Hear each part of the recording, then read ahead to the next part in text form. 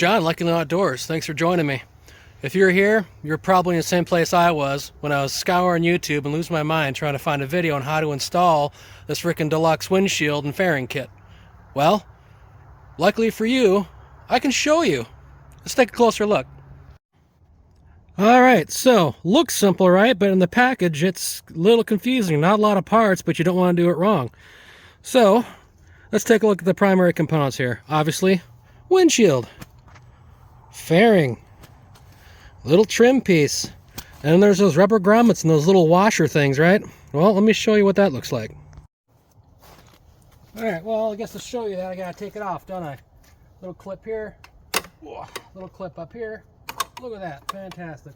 And now we gotta try to wiggle the thing out of here, which might be a little bit more challenging, but it'll come. There we go. And gotta do a little finesse, and there she is, just like that. Beautiful, right? Isn't that great? Look how simple that is. Let's take a closer look at some of this. Okay, so now we can take a closer look at the components. So in your kit, because of course nothing comes assembled, you've got these 3 rubber grommets, the 3 rubber rings, right? Now they go right here, they go up there, and right there on the back side. You install that onto the fairing, and that's what allows the windshield assembly to pop onto the fairing.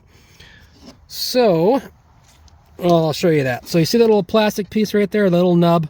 That's on the that is on the windshield assembly. That's the part that's actually holding the windshield to the fairing. Those 3 connection points. So I'll flip it over, and that's actually what's on the back side of this trim piece. You can actually see one of them kind of pushing through there, another rubber grommet down there. So when you look at this trim piece, it's also got those like 6, I don't know what you call them, 6 little connection points that go through the holes on the windshield itself. And then in the kit, it comes with the little metal washers, little lock washer guys. And I can kind of show you here. So this is the little guy that goes through the windshield itself.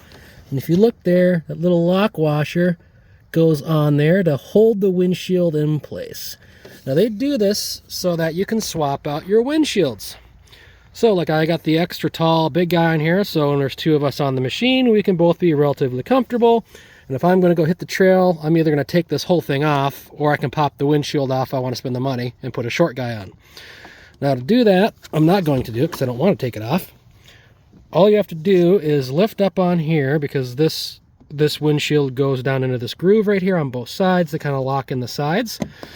And then the only thing other than that that's holding the windshield onto the fairing are those 3 little guys that are going into those rubber grommets. So really all I can do is just basically pull the windshield off. Once you kind of pull up, it's kind of a, my hands are busy right now. I can't do this and show you at the same time, but you pull up and pull out and those things pop off. You pop on the other windshield, good to go. So I hope this helps. It's actually a lot simpler than it looks when you're looking at all the parts and pieces. It's very straightforward. So the 6 washers, I think they actually come with 8 because they give you extras just to confuse you. The 6 washers hold the windshield onto this plastic piece. Those circular rubber grommets are the ones that go on the fairing for the windshield to pop into. And then that's really about it. You can figure out the rest of it. This is pretty simple, right? Those little cup holder guys kind of pop in place to hold your drinks. And then the handlebar mounts, they do have a couple different size handlebars, so if your mounts don't fit, you're going to have to get a different size. I ended up getting 2 sizes. One didn't fit because this is the aluminum handlebar, different size. So that one's really simple. You just mount it on here. They point out that way. The fairing slides onto it like a little T-slot kind of thing on both sides. And it is compatible with the relocation kit for the radiator. Now I'm going to talk about it real quick. I'm going to pop this windshield back on. Alright, so you cannot take the windshield on or off with the handlebars facing the front. You got to cant the thing to the side like it is here to slide it on or off. It just doesn't have enough room to pop out the front because there's a radiator there. If you don't have a radiator up on top, then it's going to be even easier for you. Now, the fit isn't perfect, and it's probably not going to be perfect on any machine. You can slide these around a little bit, one way or the other, kind of tilt them up or down, but you're probably going to end up similar to what I have here.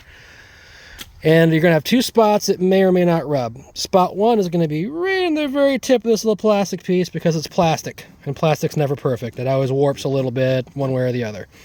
So you might have a rub spot there where it rubs against just a little bit on the back of this plastic cover here. Just enough where you'll hear it and it'll annoy the heck out of you because you're hearing rubbing. The other rub point is going to be on the top of the dash, which is kind of hidden underneath here right now. It'll be rubbing on the bottom side. Usually, let's see if I can see it this right here. It's about right here. This, for me, it was right on this edge here was where it was rubbing, and it was rubbing kind of right across there. So, that being said, what I did was I took this little guy, trimmed off just the very tip of this because it is what it is. And then once you do that, you're going to have a little, it's going to be discolored, right? Because you just trimmed it off. Take a propane torch and just touch it very lightly on a very low setting. Just a little bit of heat will blacken it back up and hide it. So, not really a big deal. You're not going to be seeing it anyway because it's going to be hidden behind this all the time. Doesn't matter. But don't trim too much off because that guy holding the windshield is on behind there. So be careful. Trim just enough off. And like I said, if it rubs, it's going to rub just a tiny, tiny bit. And if it's rubbing more than that, you probably need to adjust your brackets up there so you can avoid cutting too much off. Now the next part down here, same thing. I took the knife. There's a little lip on the back side of this. I just trimmed a little bit of it off. You can't even tell because it's not even on the outside of the machine. It's on the inside of the fairing. It's just from manufacturing. So just trim that little bit of a lip off, and now I have no rubbing with anything. And it's a nice tight fit, and it looks good.